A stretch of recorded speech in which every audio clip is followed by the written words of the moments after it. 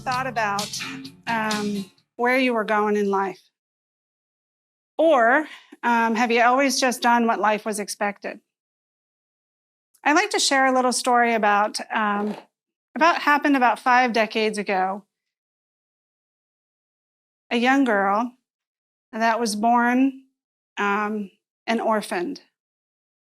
Unfortunately, she didn't have much of a choice in life. And her very first experience that she had with life was fear, because the very thing that she had known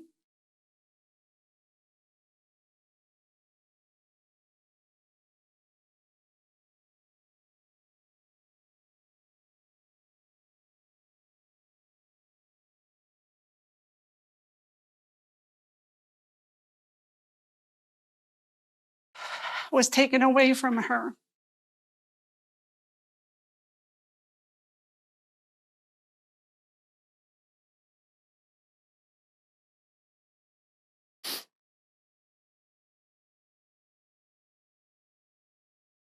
From that point on, fear had become a big part of her life. I'm sorry, guys. It doesn't get any real than this.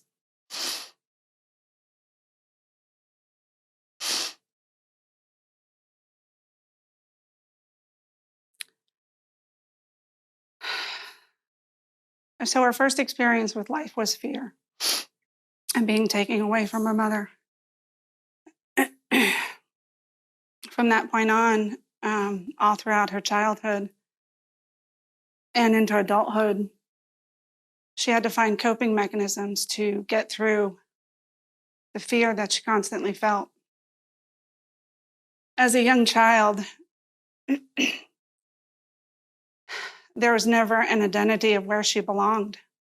And so that fear of always wondering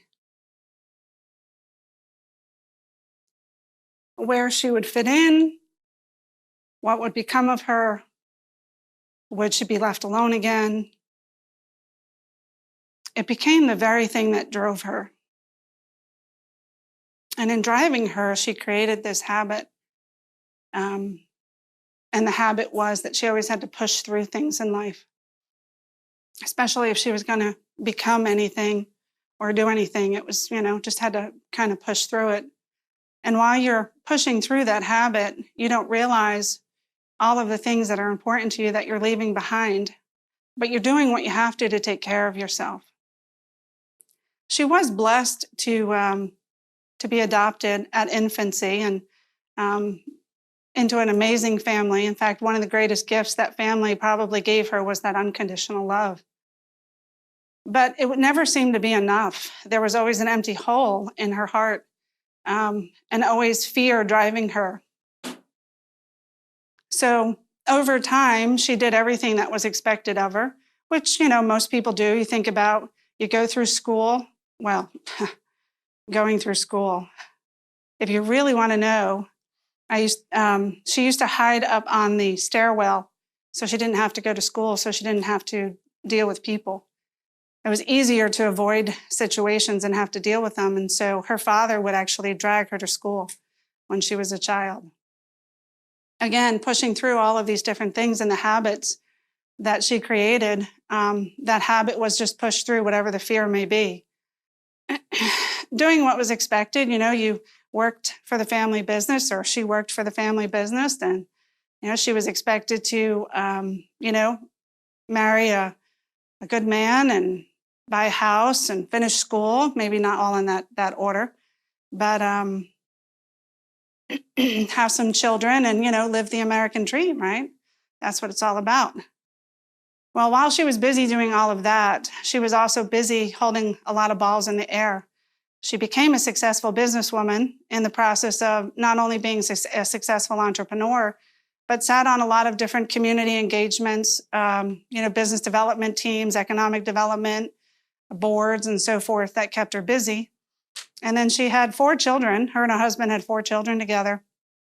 And those 4 kids kept her busy. They were all, inclined with sports and so forth. And so if you weren't running from a game, you were running through a traveling soccer team, or you were sitting on a PTA meeting, that at some point in her life, she realized that she'd get up in the morning and do all the mom things, and then she was blowing kisses as she was walking out the door and just running through life. And that, when you put your head down on the pillow at night, she used to say, if she got 4 hours of sleep a night, that was a lot. And even if she tried to get 4 hours of sleep at night, what would happen was the mind would get even faster.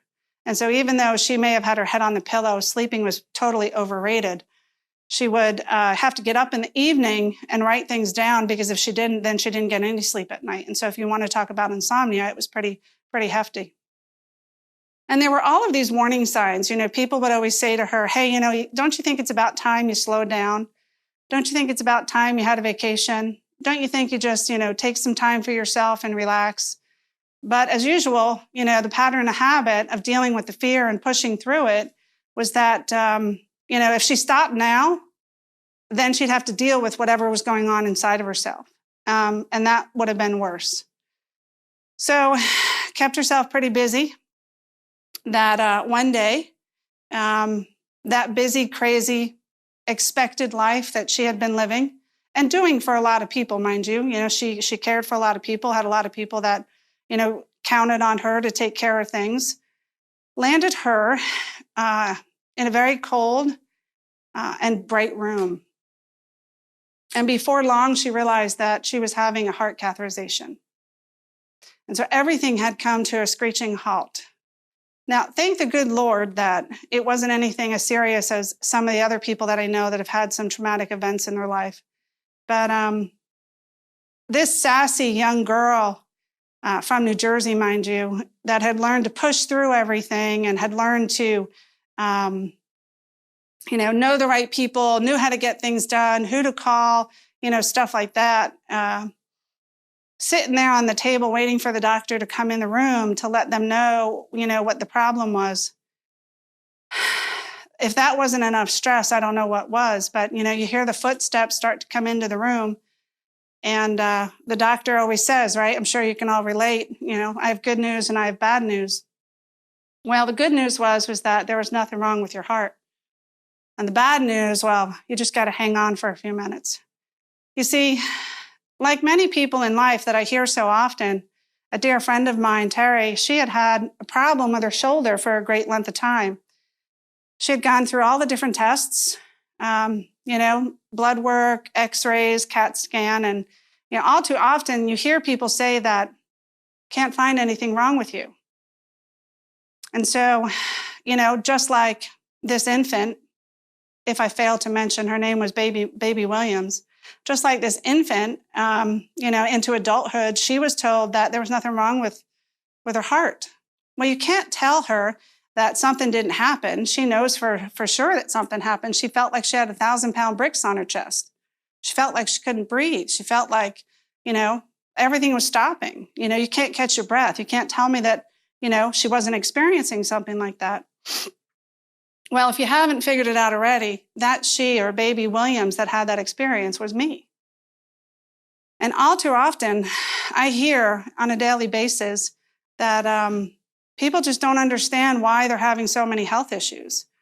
And like, part of the announcement, it was said that 5 out of 6 major diseases today, they say scientifically 90% of it is caused by stress. Well, there's lots of different methods that are out there that people use in order to try to relieve the stress or, get rid of the stress. And I've done all of those methods. I've done meditation. I do yoga. I've, taken medicine. Thank the good Lord, and I'm not on any medicine today.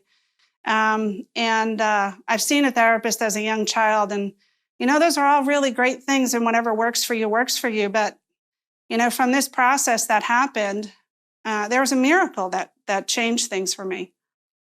And I relocated to the northeast corner of Pennsylvania, where most of my life I'd always dreamed of having a horse. And I did in my adulthood, but it was really hard to have a horse in the city. So one of the first things the family did was that we had gotten 2 horses, and I started to learn about natural horsemanship. Well, in that process, nobody ever told me that natural horsemanship was going to cure my problem. And the first biggest problem that I had was, how do I turn off my mind? How do I get my mind to stop? I don't know about you, but if you're struggling with depression and addictions, and I mean addictions from cell phones to sugar to drugs and alcohol and sex, I mean, whatever it may be, you tell an addict to stop something, it's nearly impossible. So the two most important things that our horses have taught me was how to redirect my energy in order to solve what was going on. If you play with a 1,200-pound horse and you've got a whole lot of energy inside of you and that horse is running around and all you see is his belly button, well, he's not doing it because he wants to do it. He's doing it because it's your energy. And so I had to learn how to balance that energy. And as long as I directed his, then together we could work easily and he would be in harmony with me. And it was really cool. But the second thing that I learned was that how to quiet my mind. And when you're playing with a 1,200-pound animal that's bigger than you, that could hurt you or love all over you, there isn't anything else that you can think about. And so after about, I don't want to say 4 or 5 months of, learning natural horsemanship, the one thing that I learned was that, holy crap, I wasn't thinking anymore, as if it was a bigger problem than I had before, right? And so then it was just this huge epiphany of, wow, this could really help other people. And yeah, there's psychotherapy and therapeutic riding and all that stuff. And not everybody wants therapy and not everybody needs, has disabilities that needs the alternative riding. And it was like, well, how is it that I can take this to other people? Or how is it that I can share with other people? Because next thing you know, I wasn't taking any medicine. So over time, I started to just, keep practicing this. And I started to bring people into the arena and try out different things and got certified into different areas of my life through life coaching and experiential education and things like that. And well, the next thing you know it, people are coming to you and there's miracles that are happening. I've got a dear lady that had come to me. Her name was Patty. And she's probably one of the oldest clients that we've worked with at this point. She had a lot of stuff going on in her life, and she'd refer to herself as the people pleasers, that she was always pleasing other people. And the stress was just really out of control, and she didn't know what to do. And she felt like she was about ready to give up. And so one of these activities that we put together that I had learned was called Balls in the Air. Maybe some of you, can relate to this. But, when you're trying to have so many balls in the air, it's kind of hard to manage them. And we know what we know, but we really don't know until we have some type of experiential experience. And so the metaphor that we created in the arena for her was that she had to label the balls, all the different things that she had to take care of. And then we put an obstacle course together for her, and she had to take the horse with the balls through the obstacle course. Now, if the balls started to fall off, she wasn't allowed to pick them up. Well, we have a pretty big basket of balls. In fact, we even have a 4-foot soccer ball.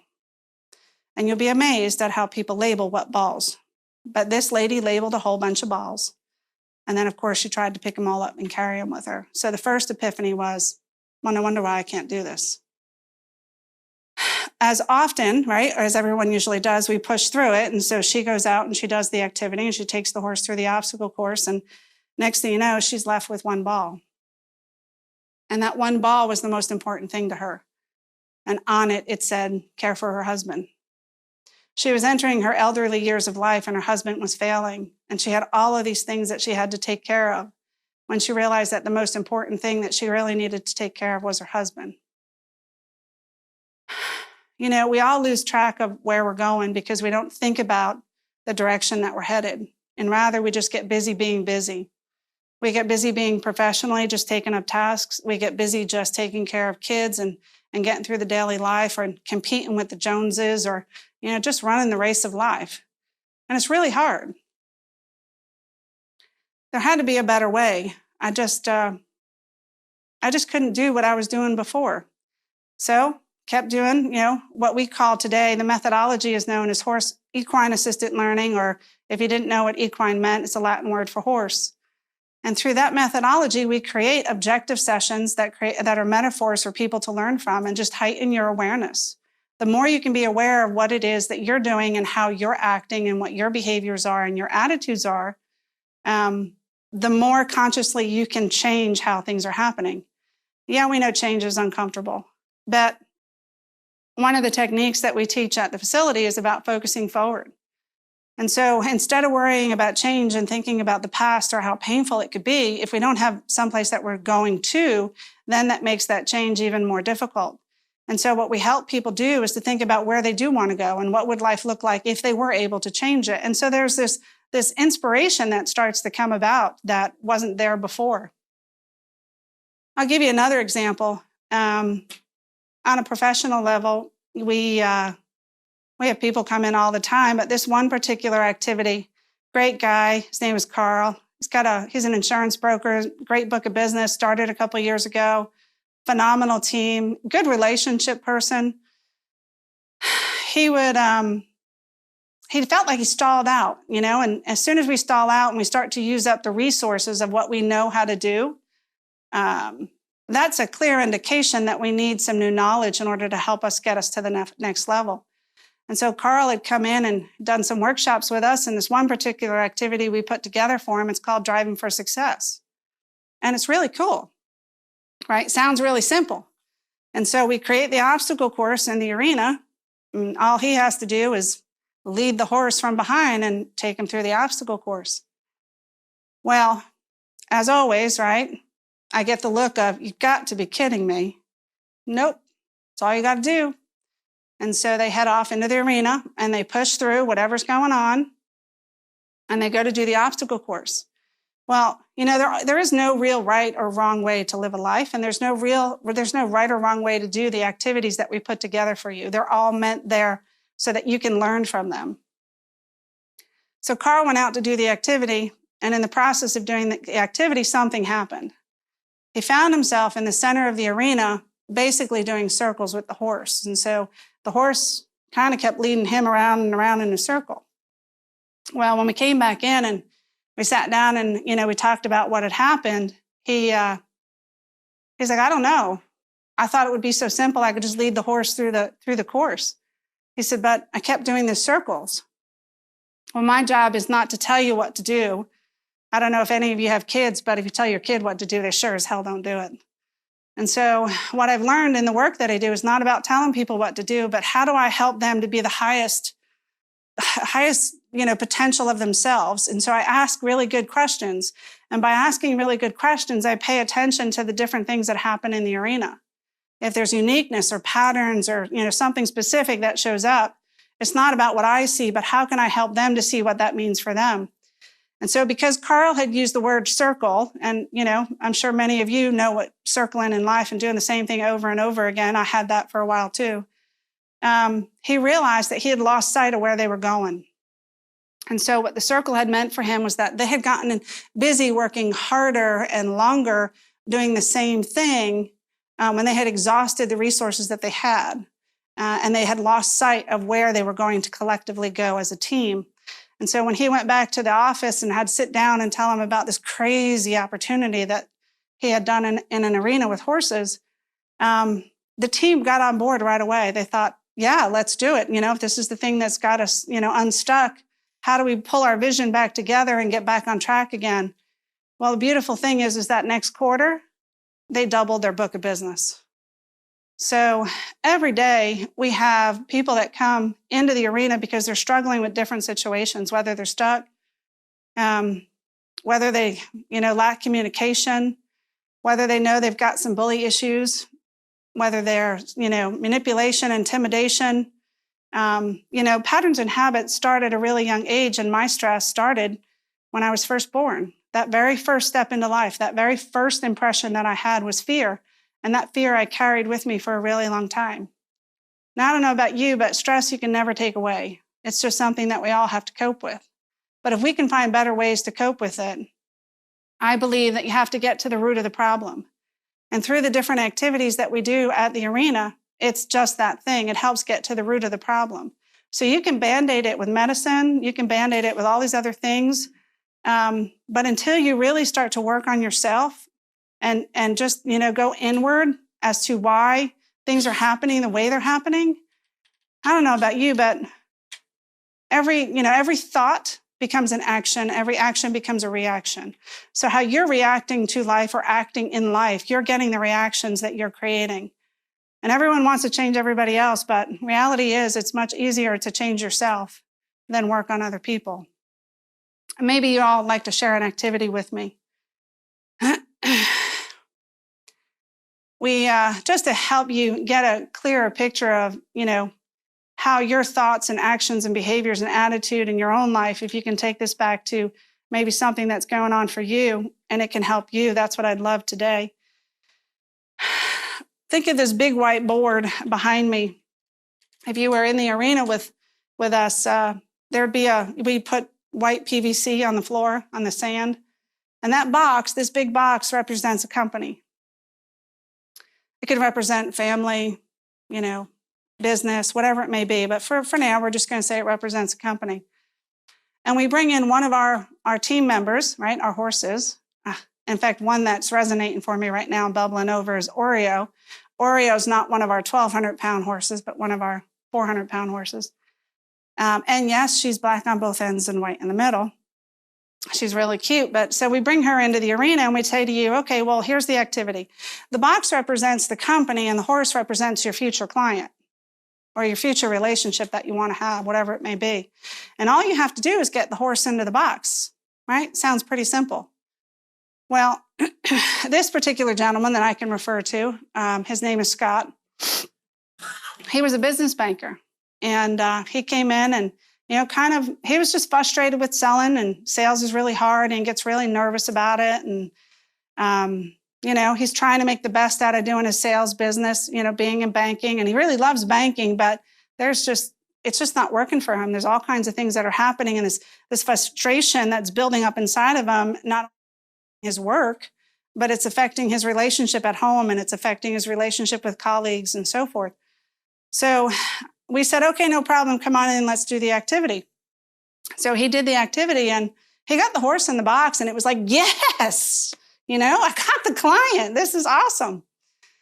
Well, when we took it back into the room and we debriefed it, it was quite interesting about, what were some of the, things that you did in order to get the client in? And, he's like, well, I had to push a little, and, I had to kind of hang out, and I got a little bit of grass, and I put a little bit of grass in the box. And, I did manage to pull on him a little bit, but yeah, I got him in. It was really good. It was exciting. And I said, that's awesome. And so my last question for this particular gentleman on that day was, what do you think the client experienced? And so when the point being here is that's when the big epiphany happens, right? It's our choices that we make on how we behave, on what we think, and what we do in life that's going to have a reaction to other people. And this particular stress that he was creating was that he was making the sale about himself. It was just $1. And in creating that $1 sale, he didn't feel good about making the sales. But through that epiphany of the client's experience was really bad. I manipulated, I intimidated, all those traditional means of selling. It sucked. So we said, okay, great. So the focus forward method, right? We've done the activity. We paralleled to where it happens at work. How do we pull forward? And he said, well, I think the most important thing is creating a lasting relationship with people, because the more I can create lasting relationships with people, the more the more my life will have meaning, and the more people will want to do business with me. I said, that's great. So what are you going to do? And he's like, well, from now on, I'm going to find out what the needs are for the clients first and see if I have a product that matches those needs. And so he left feeling really good about himself, and there was a complete shift in his work as well. Point being here is that, I come up on stage all the time and I talk to people all around the world. Doesn't mean that I don't get scared. Geez, I even got emotional this time before I started out. I've never really had to share my story. I'm sure there's lots more that I could share. But, learning how to, just deal with that stress and why it's happening is really key. We have more people today that are diagnosed with depression, anxiety, ADHD, and you hear about more suicides and deaths than ever before. Obviously, something's not working, especially when scientifically they've proven that 5 out of 6 diseases, 90% of it is caused from stress. So what's the one thing that we're not treating is our own thinking. And so where do we go, or what is it that we can do that could help? And have you ever thought about, hey, I need to change my thinking? Well, we take it back into the arena with my herd, and I'd love and invite all of you back there to meet all of them. We've got Zeus and Jolly. Oh, yeah, he's Jolly, all right. Oreo and Script, Cutter. And each one of them has different personalities, just like you do. So we help humans to get to the root problem as whatever's causing their stress, whatever their behavior, action, and attitudes are, so that they can live a better quality life. And to be honest with you, it's quite remarkable. The epiphanies that happen in the arena, you can't make up. I just highly encourage you to work on yourselves. Now, this leads me to a couple of things that people always ask me. Well, Gina, if I can't get to the arena, what is it that I can start working on?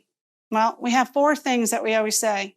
Is first off, life is busy. Life can get really crazy if you let it. But the first thing that you want to do is heighten your awareness of your own conscious, of what it is that you are thinking and what's important to you.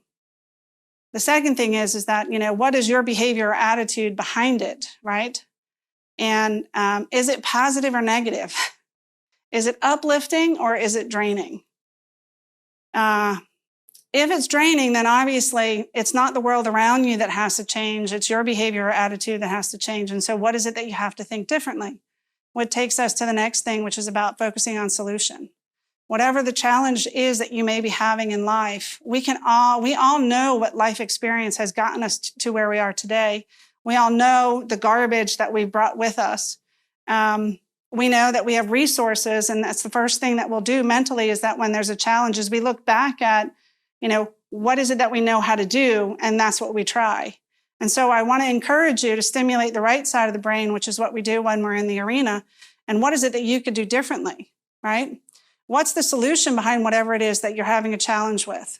What would you like the outcome to be with that particular challenge? And from that point, then what's one step you could take, right? It's only one step. I've struggled with perfectionism. I don't want any of that again. I just know that if I take one step in the direction of whatever the solution is that I want to happen, whether good or bad, or I should say doing the right thing, whether I like it or not is probably a better verse of that, then I'll be fulfilled and happy at the end. And I can put my head on the pillow at night. It's not always easy to do the right thing. And it's not always easy to do the hard thing. But I can tell you, doing what's right and doing what's hard, the rewards, yeah, I don't want to cry again, but I'll bring you to your knees. So I leave you with this. I encourage you to heighten your own awareness. I encourage you to look at your own behaviors, your own attitudes, and your own lives and what's not working. And think about where it is that you want to go. Up to this point is fine, but where is it that you want to be in 3 years or 5 years or 10 years, maybe even 25 years from now? And what is it that you have to do to get there? Because otherwise, if you just keep living day to day or you live in the rat race of life, at the end, most people will be really disappointed and feel lost and hopeless. And there's so much more to life than what you can imagine. So I encourage you to step out of your box and do something new. And Fast and Furious is great. It's fun while it lasts. But the passion and love, that's what's going to fulfill you and make you happy. And the more you can regulate your stress and work on the stress, the better your health is. I'm an example of that. Knock on wood, or it should be wood, no. No medicine. I just keep working with my horses and working with people and giving back to others. Thank you all for coming.